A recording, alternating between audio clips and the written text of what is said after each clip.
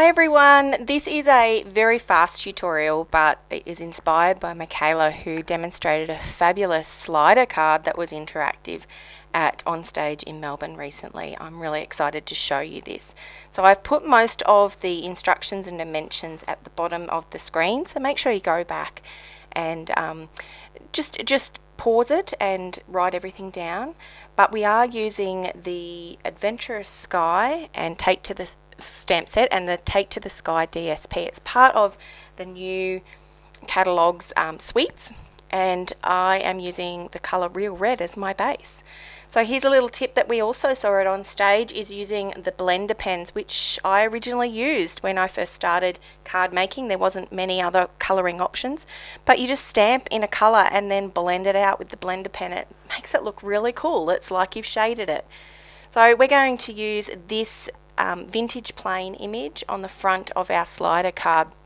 This card relies on a mechanism that gets a slit cut in the front. So here I am showing you where to score your cardstock, and this is kind of crucial because we're going to cut a little notch. Now you'll notice I'm using an old punch. You don't have to use this punch, you can use any punch you've got. If you've got a circular one or a fancy one, or even if you want to cut it out, that's fine. It just makes it easier to grab that inner card and pull it out. I really love this DSP. It's got boho blue as one of its main colours in it.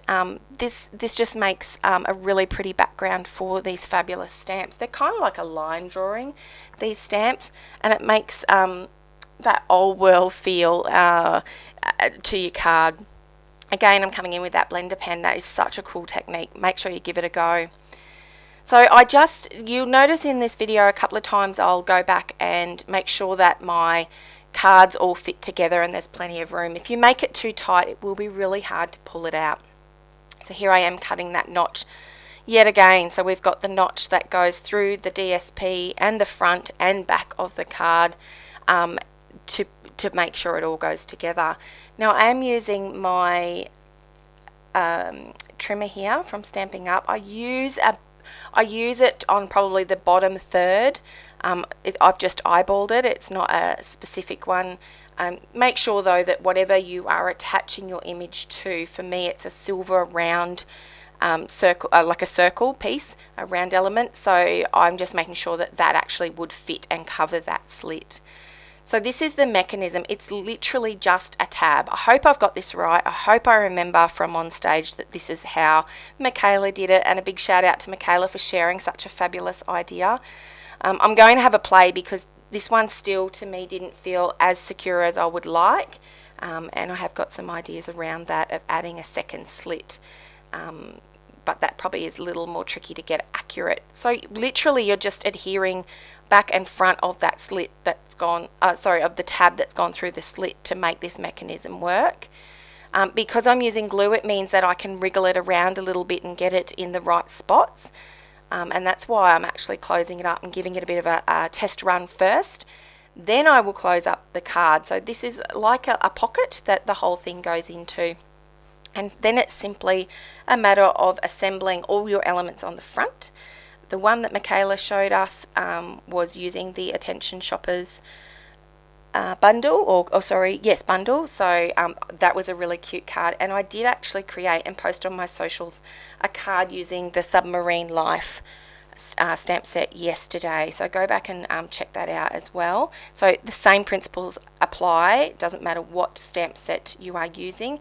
This slit with the tab is the mechanism you need for it to move along your card. So you'll notice I am only just now burnishing, and that's making sure that everything sits flat after I've had a chance to pull it in and out a few times. It's really amazing that one simple slit is all that you need. And so make sure, oh yes, the sentiments in this one include, you'll always lift me up, to my friend, you're the best, plain and simple, flying by to say hi, happy birthday and happy Father's Day. So it's actually really versatile. It's a great little stamp set, this one. I was pretty chuffed when I got this one. So it does have the clouds on it, so that matches kind of the DSP, and I wanted something to sit behind that will move with the silver circle as well. So that's why I'm doing the clouds. And again, that technique using the blender pen. Now I did find with this one, with the boho blue, it just wasn't probably wet enough when it went down on the paper. Maybe I didn't stamp up my ink up my stamp, enough. But here we go. I did add a little bit extra ink onto the blender pen and added it in. And that's pretty much it. I've just popped it on there, straighten it up, give it another tug or two to make sure it actually works, and there you go. Thanks for joining me, everyone. I hope this inspires you to have a fun card made too. Bye-bye.